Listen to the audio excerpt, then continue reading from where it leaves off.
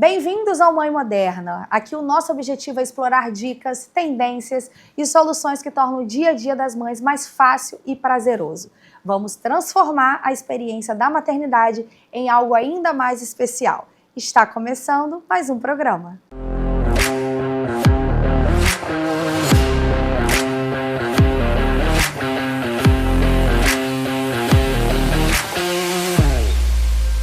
Estamos começando mais um Mãe Moderna e hoje eu tenho o prazer de receber aqui Bárbara Juncá, pediatra. Seja bem-vinda, Bárbara. Muito obrigada pelo convite, Paulo. Um prazer estar aqui. Você que é tão engajada nas redes sociais, você que leva muita informação para o público que está ali te assistindo, eu queria que você contasse pra gente, né? Começasse contando um pouco da sua trajetória, como que foi para você chegar até aqui. Você que também é mãe. Sim. Então, eu me formei em medicina, né? E aí, durante a faculdade mesmo, já me apaixonei pela pediatria. Fiquei um pouco relutante em fazer, mas no final não teve jeito. E aí eu fiz a residência, me especializei em neonatologia, estou terminando agora uma especialização em nutrologia pediátrica também. E hoje eu trabalho no SUS, tenho consultório, trabalho em UTI e sou muito feliz com a minha trajetória. E em relação à maternidade, eu falo que a maternidade foi um divisor de águas na minha profissão. Eu sou uma pediatra antes da maternidade e uma pediatra após a maternidade. Isso é muito bacana, né? Porque uma coisa é você estudar aquilo, você saber ali, né, a teologia, mas você saber na prática, a experiência, muita coisa muda, né? Muita coisa muda. E a maternidade, eu acho que ela vem mesmo com esse intuito de nos transformar. Eu falo muito sobre isso também, né? Que eu sou uma Paula antes da maternidade, uma Paula completamente outra depois da maternidade, e não somente depois da primeira, porque eu tenho dois, eu tenho um casal, então assim, eu vejo que de certa forma cada um me transformou do jeito deles, assim, de forma individual. E para você que atua diretamente nessa área, lida com crianças e com pais ali também o tempo todo, acredito que foi mais ainda, né? Acrescentou muito. Eu acho que o olhar da gente muda muito em relação a isso que você falou, da prática, do dia a dia, do que é possível ser feito. A gente entende, hoje em dia eu entendo muito mais as angústias dos pais. Se coloca mais no lugar, né? Me coloco muito mais no lugar. Então, também sou mãe de dois, um casal também. E os dois me transformaram, tanto em questão da profissão como de mulher mesmo. Sim. E pra você, como que é a Bárbara mãe? O que você vê de diferente aí da Bárbara profissional pra Bárbara mãe? Então, você acha que você consegue dividir, principalmente em relação a preocupações? Porque, por exemplo, uma dúvida que eu tive, que acredito que talvez outras pessoas tenham. Você que é pediatra, você que lida muito assim com virose, com gripe, com diagnóstico, que às vezes são até complicados, né? Sim. De dar. Quando são seus filhos ali passando por um momento que às vezes acontece, né? Entrou numa creche, entrou numa escola, pegou um vírus.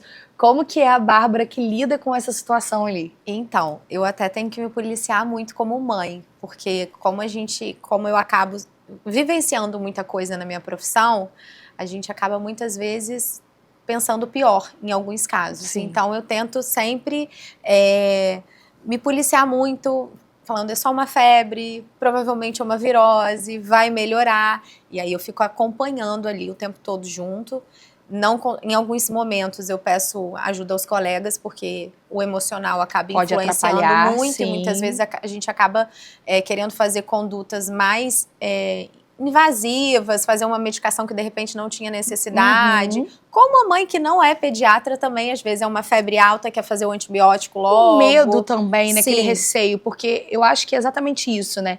A mãe, ela é totalmente diferente da profissional. E você, mais ainda por você conhecer mais a fundo, né, todas as questões, talvez aquele medo ali possa dominar, né? Isso, e domina mesmo. Domina, não tem jeito. Então eu sempre fico me policiando, falando, calma, vamos esperar, vamos ver quanto tempo de febre vai dar, como é que tá o estado geral, de repente não vai precisar fazer o antibiótico, e na maioria das vezes eu consigo levar bem. Mas eu sempre, quando são meus filhos, eu sempre gosto de trocar ideia com os colegas para ver se o emocional não tá influenciando muito na conduta. E para você, como que é lidar, às vezes, com outros pais? Eu gosto muito, e eu falo que é uma troca de experiências também, né?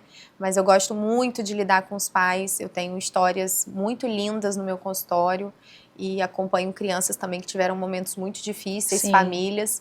Eu gosto muito dessa troca de experiência, eu gosto muito dessa parte humana mesmo que a medicina traz. E eu falo que a pediatria, a gente não cuida só da criança, a gente cuida da família. Sim. É uma especialidade que a gente tem a possibilidade de cuidar da família como um todo. Sim. E isso é muito bom. Porque são situações ali que muitas das vezes, na maioria das vezes, acredito eu, que mexe com estrutura familiar, né? Não é algo só com a criança. Exatamente. Até porque é um ser tão indefeso ali. Eu vejo que a gente até fala muito sobre isso aqui no programa, né? Sobre a gente tentar equilibrar os pratinhos da vida adulta entre a maternidade. E tá tudo bem não conseguir. E o quanto uma rotina é importante. E às vezes quando um filho adoece ou acontece alguma coisa, como que muda realmente, né? Toda a estrutura familiar, toda a rotina da casa. Os pais que não dormem direito durante a noite. Então, realmente, eu acho que é até interessante a gente falar sobre isso, que você lida realmente com a família no todo, não Sim. somente com a criança não ali. somente com a criança. E a forma também como os pais lidam com isso influencia também, muitas das vezes, diretamente no tratamento da criança, né? Porque até a forma como eu me posiciono como profissional e em trazer segurança para essas famílias, sim, vai ditar muito a segurança dessas famílias em fazer o tratamento que a gente propõe para aquele momento. Sim. E hoje, o que eu prezo na pediatria e no meu atendimento diariamente é que as famílias tenham essa segurança e que confiem no meu trabalho, porque eu sou apaixonada pelo que eu faço e eu acompanho bebês desde o nascimento. Então, eu já tenho paciente no meu consultório, eu já estou na medicina há mais de 10 anos, então eu já tenho algumas crianças que já nasceram comigo, já estão fazendo 6, 8 anos. Já tem aquele então, acompanhamento desde o são início. famílias que eu tenho uma história junto. E que começa a fazer parte da vida um do outro, começa, né? E teve alguma situação, assim, na sua profissão que aconteceu e que mexeu muito com você? Alguma específica, assim, que você consiga lembrar? Tem várias, tem muitas que mexeram muito. Eu falo que a medicina, a gente presencia milagres, né? E na neonatologia, então, que é a especialidade que a gente lida com os bebezinhos menores, a UTI neonatal. Então, existem muitas e muitas e muitas que eu falo todas as vezes, ali foi Deus. E que esteve presente, que esteve, né? presente e intercedeu para aquela família. Pelo que você falou, a pediatria sempre foi uma escolha sua, você nem chegou a pensar em outra área, Eu cheguei a pensar, cheguei a tentar outras áreas durante a faculdade, porque como a pediatria é uma especialidade que a gente tem uma dedicação muito grande, eu falo que a gente trabalha 24 horas, né? Por mais que você tenha o seu tempo ali de plantão, ou o seu tempo de consultório, você... Em casa, você está dando orientação para a mãe, às vezes é um telefone que toca no final de semana, uma mensagem na madrugada, então você não consegue chegar em casa e se desligar completamente. E na faculdade, na cadeira de pediatria, eu me apaixonei pela especialidade. E eu relutei um pouco para aceitar isso, justamente porque toda vez que eu falava para as pessoas, eu penso em fazer pediatria, as pessoas, você tá doida, você vai ficar o dia inteiro respondendo mensagem, respondendo telefone, as mães vão até você. E aí eu cheguei no momento que eu tinha que decidir, eu falei, gente, não tem como. Eu tentei, fiz estágio em outras especialidades durante a faculdade. Vamos dizer que a pediatria te escolheu, né? Mas eu falei, não vai ter como, porque eu vou fazer outra especialidade e eu vou parar de fazer e eu vou acabar indo pra pediatria. E é muito importante você ter também esse acompanhamento. Eu lembro que durante a pandemia, na época, minha filha, eu acho que ela estava com uns 2 anos, era bem nova. O que me salvou muito de ir com ela correndo para uma emergência foi o atendimento com o pediatra dela na época, me passava orientação pelo telefone, porque no desespero, a gente vivendo no auge da pandemia, insegurança, sem saber o que fazer, e aconteceu acho que umas 2 ou 3 vezes naquele período todo, ela muito nova, o meu contato com o pediatra, ele ali prontamente me respondendo, aquilo assim, evitou que eu fosse com ela para uma emergência lotada, que talvez ela pudesse contrair um vírus ali. De forma desnecessária, exatamente, né? Então assim, esse atendimento também humanizado, toda essa atenção, que é algo que sim, toma muito tempo, né? Mas eu acho que desde o momento que você se dedica a fazer aquilo ali como tem que ser feito também, você acaba tendo um retorno também, né? E você gosta, então você tem prazer de trabalhar com aquilo. É claro que existem alguns momentos que eu tô ali no momento com os meus filhos, estou resolvendo alguma coisa na minha casa, que a gente não consegue responder, a gente tem um período de descanso, também é impossível, né? Não tem como, mas a partir do momento que eu escolhi a especialidade, eu sabia que isso iria vir junto. Sim. E não é uma coisa que me incomoda, muito pelo contrário. Eu prefiro que o meu paciente entre em contato comigo do que ir direto para emergência. Sim, com certeza. Porque a gente sabe que as emergências sempre estão lotadas, né? E sobrecarregadas, e é para emergência, não para urgências. Então, eu sempre tento trazer isso para as famílias, essa segurança e entender o que como que a criança tem que ir para emergência, quando que eu posso esperar para uma consulta. Sim. Acho que isso é muito importante. Muito importante. E agora tem uma pergunta, você falando sobre isso, me veio algo na cabeça, uma pergunta até mais técnica também, né? Eu lembro que nos primeiros anos de vida dos meus filhos, eles ficavam resfriados com facilidade. Eu lembro que até, eu acho que o 4º ano, assim, dos 2, eu ia muito a pediatra, a emergência, vira e mexe, era um resfriado, uma dor de ouvido, algo assim.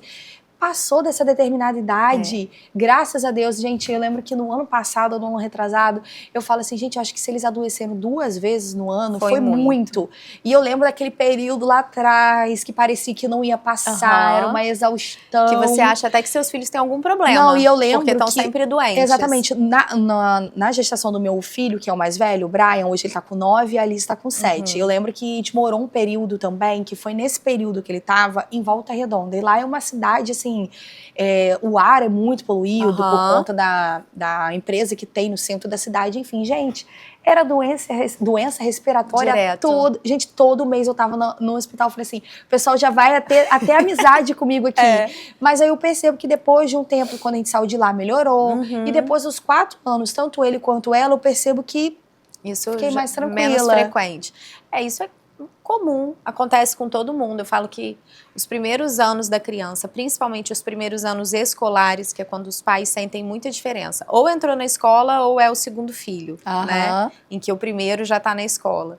As crianças realmente ficam muito doentes. Mas por quê? Elas estão formando a imunidade, elas nunca tiveram contato com vírus, com as condições que na escola tem muito contato. Como se estivesse vivendo naquela bolha, exatamente. Né? Então, quando ela começa a interagir mais com outras pessoas, a socializar mais, principalmente em escola, isso começa a ser muito mais frequente. Sim. Porque ela vai ficar mais doente, mas ao mesmo tempo ela está formando a imunidade dela. Ela está tendo contato, por exemplo, as viroses. 90% dos casos são viroses. Sim. E muitos pais têm medo até desse primeiro contato da criança com a escola, né? Porque quando de fato entra, às vezes até ali na creche... Que precisa ir um pouco mais cedo. Exatamente. É uma coisa assim atrás da outra. E como você falou também, quando tem irmão.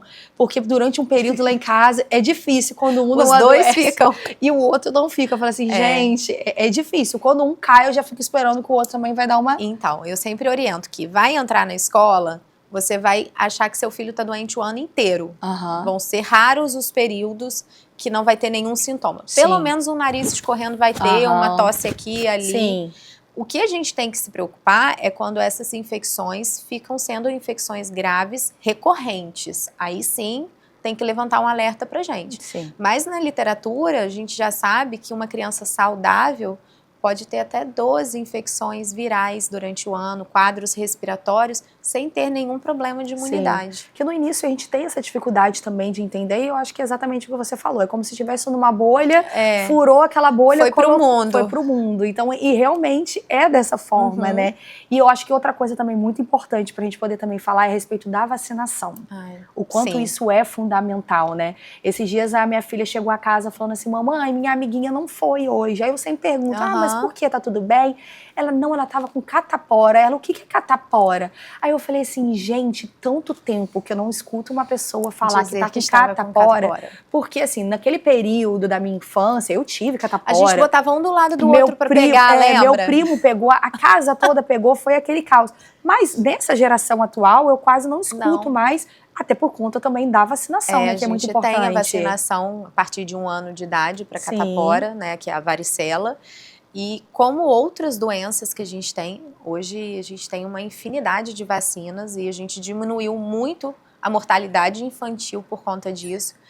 Infelizmente, a pandemia veio para dificultar um pouco a gente em relação à vacina, porque hoje eu vejo muito isso, os pais não têm medo só de vacinar para o Covid, por exemplo, eles trazem medo em relação a outras vacinas, já saiu uma vez em relação à vacina com autismo, que a gente já viu que não tem Sim, relação tentando nenhuma. associar, né? Isso. Então é muita coisa, né, que a gente tem de informação que não é comprovadamente, cientificamente comprovado, Sim. que vem de internet que a gente não sabe nem quem falou, e as pessoas acabam começam a acreditar. pegando aquilo como verdade e realmente não fazem. A vacinação, né? Lá A em casa vacinação. eu sempre fui muito certinha, assim, E é um risco muito grande, porque hoje em dia a gente tem muitas doenças que têm uma incidência mínima no país, algumas até que foram erradicadas durante um tempo, mas agora estão voltando por conta dessa baixa de vacina, e tem algumas que levam à morte, né? Então, que podem ser evitadas, eu acredito que vacinas salvam vidas, né?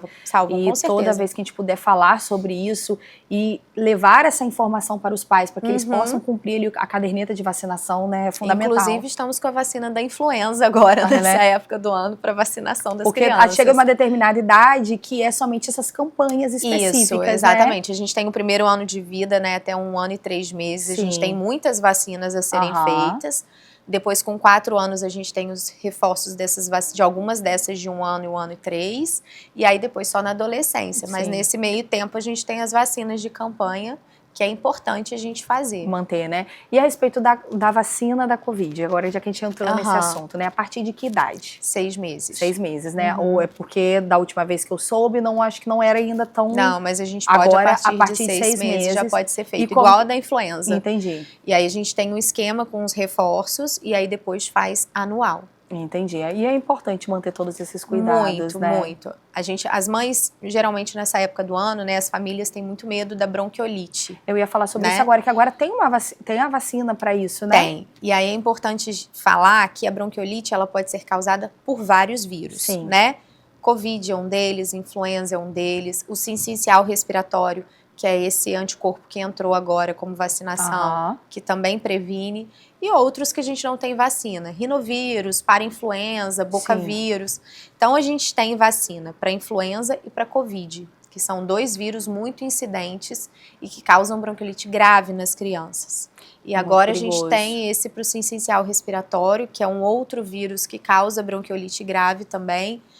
É um dos que mais causa, e a gente tem para as crianças que são prematuras, para as crianças que têm algum problema cardíaco, e aí a gente consegue fazer isso pelo SUS ou pela rede particular. E as mães gestantes podem se vacinar também para o sincicial respiratório. Entendi. Então, eu tive uma amiga que a hora que ganhou o bebê, né, que ela tomou a vacina, e agora ela também falou assim, não, vamos esperar um pouquinho, ela quer aguardar pelo menos até os 2 meses de vida do bebê, para poder receber visita aos poucos, porque a caderneta de vacinação já vai estar ali, né, mais preenchida, porque esses primeiros meses também a gente sabe como é importante, né? As crianças menores de 6 meses, elas fazem infecções muito mais graves, né? Então a gente tem que realmente ter uma precaução em relação a isso. E a respeito do autismo, né, aproveitando, né, o gancho que você falou da vacinação, né, o pessoal tentando associar, hoje você acha que é mais fácil você chegar a um diagnóstico ou você acha que as pessoas ainda estão um pouco relutantes a recebê-los? Eu acho que hoje em dia, com a informação que a gente tem, e até a internet ajudou um pouco nisso, as pessoas aceitam mais o diagnóstico. Claro que é difícil, muito difícil para as famílias receber esse diagnóstico, mas hoje a gente tem pacientes que a gente sabe que quanto mais precoce esse diagnóstico, não em relação a fechar um diagnóstico, mas a ter um estímulo precoce na suspeita, com as terapias, a gente tem uma resposta muito melhor. Então, quando a gente faz isso com crianças menores, não espera chegar ao diagnóstico do TEA para começar o tratamento, a gente tem uma resposta muito melhor por conta da capacidade da plasticidade cerebral, que é do cérebro se desenvolver em algumas áreas que, de repente, não estão tão boas. Então, a gente precisa aproveitar essa janela, a gente não pode deixar de fazer o estímulo, mesmo ainda sem fechar o diagnóstico, porque o diagnóstico você não fecha em uma consulta. Às vezes você precisa de mais de um profissional avaliando. Um tempo também para você observar, na suspeita de qualquer atraso, na suspeita de qualquer deficiência, a gente já precisa começar com o estímulo precoce e ir acompanhando para, se for realmente, a gente vai fechar um diagnóstico um pouco mais na frente. Entendi. E trabalhar em cima daquilo, né, para que a criança Sim, venha sim. ter uma melhor qualidade de vida, os pais também, né, porque a gente volta naquele assunto do início, Da é algo que aceitação, envolve, né, toda a do diagnóstico. família. E hoje a gente tem pacientes adolescentes e adultos que eles têm, mas não sabiam que tinham. E que estão sendo diagnosticados hoje. Exatamente, na vida adulta. É, né? E muitas dificuldades que eles tiveram ao longo da vida não tinha resposta. E agora... Muitas vezes falta de informação, né? Exatamente. Por isso que hoje em dia a internet, ela traz muita informação, eu falo, né? A internet, ela é boa por um lado, ruim por outro, mas você tem que saber filtrar. Dependendo do tipo de informação que chega, absorver. Você consegue ter acesso a tratamentos, acesso a informações que de fato vão te ajudar, né? Por isso que eu gostaria também de parabenizá-la pelo tipo de conteúdo que você cria nas redes sociais, né? Pelas informações que você leva até as mães, que na maioria das vezes são dúvidas que às vezes eu tenho e que outra tem também, e você ali levando, né, de forma mais didática, de forma que outras pessoas possam ter acesso, fica mais tranquilo e mais fácil, às vezes, até de tratar, né? Eu gosto muito de fazer por conta disso que você falou, Paula, de trazer informação de qualidade para as pessoas. A gente tem tanta gente que usa a internet para falar sobre assuntos que não tem nem noção do que estão falando, ou para disseminar alguma coisa que vá prejudicar muitas outras pessoas. Então, hoje em dia, eu uso o espaço da internet para isso, para poder propagar informações corretas, que as pessoas consigam entender, que não seja só essa questão, eu vi que fulana fez e vou fazer também. Que as pessoas saibam o risco, que as pessoas saibam o que é correto, o que elas quem elas devem procurar, como que são as situações. Então, eu acho que hoje, todo mundo que usa a internet deveria usar para isso. Sim. É algo que profissionalmente é importante para mim, mas que eu faço para que as pessoas tenham acesso à informação correta, de qualidade, que elas possam tirar dúvidas com coisas simples, que às vezes eu falo, que eu recebo assim, eu estava pensando nisso, que bom que você falou sobre isso. Porque a gente, como mãe, a gente tem muita dúvida e tem muito medo. E hoje a gente tem muita informação contraditória, né? Sim. Então, eu acho que a gente tem a responsabilidade de propagar isso. E parabéns por isso. Eu queria te agradecer por estar aqui com a gente. Obrigada pelo convite. Foi maravilhoso.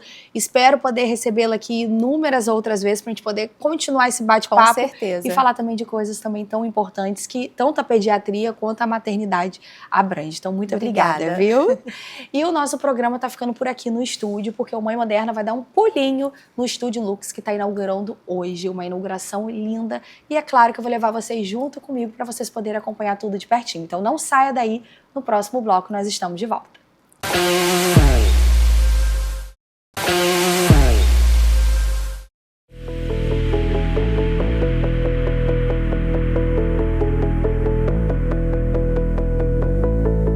Mãe Moderna acaba de chegar aqui para poder prestigiar e acompanhar um pouco mais de perto a inauguração do Estúdio Lux, que chega com uma proposta totalmente sofisticada, elegante, agregando ainda mais o nosso mercado aqui de Campos. E você de casa, é claro que você vai acompanhar tudo junto com a gente. Vamos lá?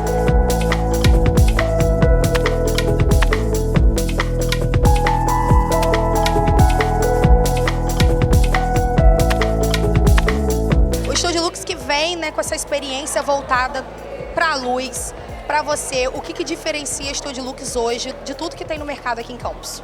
Então, o Estúdio Lux, eu pensei para proporcionar uma experiência para o cliente, porque a iluminação não é só lâmpada, então é uma experiência, você chegar na loja, você poder ver isso aqui pessoalmente, transforma o ambiente, a iluminação transforma qualquer ambiente. Então, assim, para o cliente isso aqui vai mudar tudo. Um ambiente elegante, acolhedor, e o que você espera que o cliente, ao entrar no Estúdio Lux, ele sinta? Primeiro, encantamento, porque a Estúdio Lux foi pensada para isso, para que ele se sinta seguro de que é uma loja que ele vai poder projetar e o que ele vê vai conseguir executar no projeto, na casa dele. Porque muitas vezes ele não tem conhecimento e aqui nós temos profissionais que vão conseguir ajudar a especificar e criar experiência para que ele se sinta seguro na realização do sonho dele.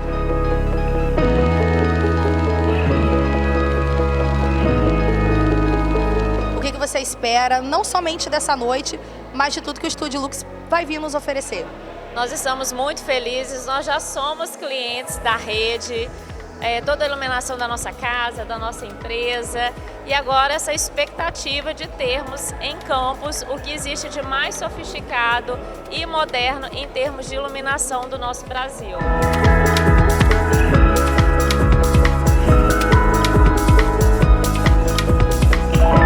Carol, para você, o que diferencia um projeto memorável de um projeto comum quando a iluminação é bem aplicada? Eu acho que a iluminação é parte essencial do projeto. Ela traz toda a atmosfera, eu acho que de acolhimento, de entregar, né, tudo que o projeto quer revelar, né, pro ambiente. Eu acho que faz toda a diferença. A gente tem uma iluminação aconchegante, uma iluminação que transpareça, né, o perfil do projeto. Eu acho que fica lindo e realça toda a arquitetura que a gente projeta.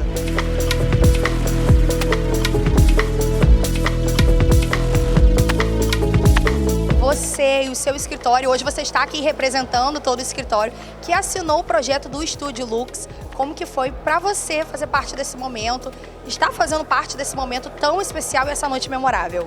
Então, na verdade, foi muito gratificante, né, ter sido escolhida por Dani para realizar esse projeto. E, assim, é uma alegria enorme para toda a cidade, é uma aposta muito alta. E nós, arquitetos, estamos todos engrandecidos, realizados, deslumbrados com tanta coisa linda que ela trouxe aqui pra gente.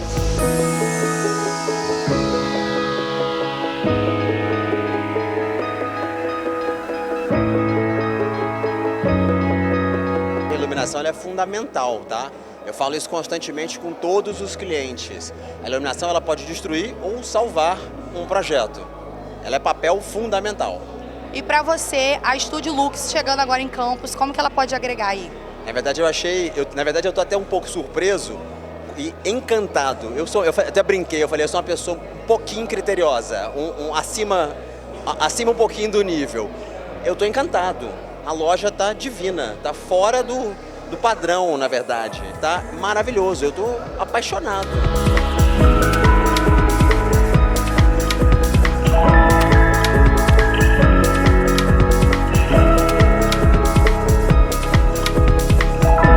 Eu tô muito feliz de chegar aqui e ver essa estrutura, ver esse espaço tão bem pensado pelo Júnior e pela Dani.